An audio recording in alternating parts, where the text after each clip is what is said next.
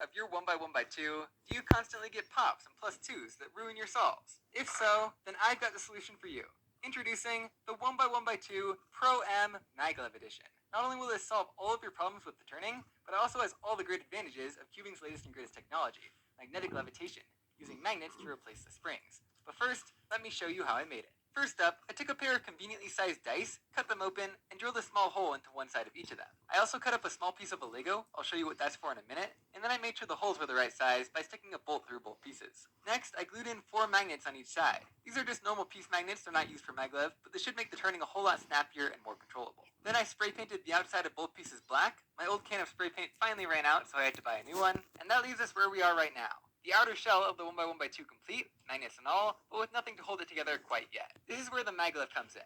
As I mentioned earlier, we're going to have a bolt going through both pieces to hold them together, with a nut attaching on the opposite side. But we still need to add some sort of elasticity into this mechanism to give the cube its springiness. Of course, traditionally this would just be done with a spring, but I mean, this is 1900s technology. It's 2022.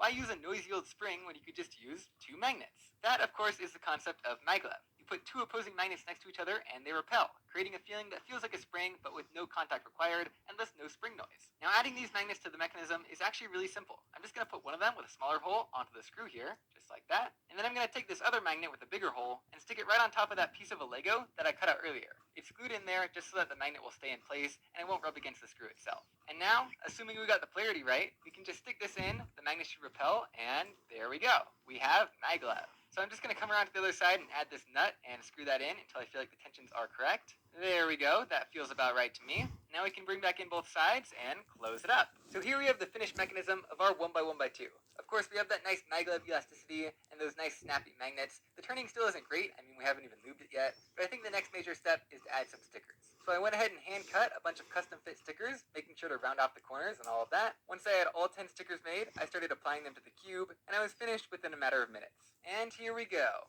the 1x1x2 Pro M maglev, or something like that. Doesn't that just look nice, or at least a lot nicer than my first one? Anyway, looks are only half the fun. What we really care about is the turning. And like I mentioned earlier, the turning is still a little bit rough just because of the spray paint in between the pieces. And so what this really needs right now is some lube. I'm going to add just a drop of DNM37. I think that'll be plenty for just the 2 pieces.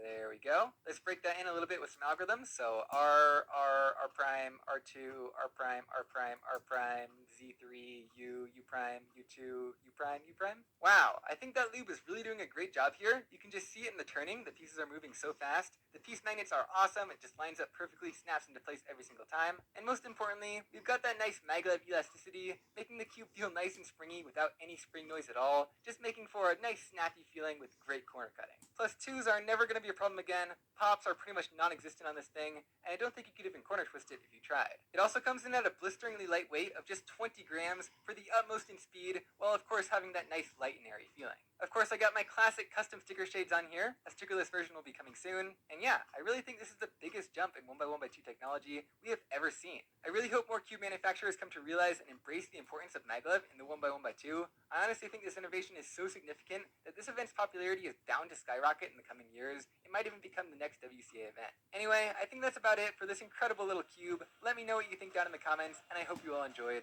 I'll see you guys next time.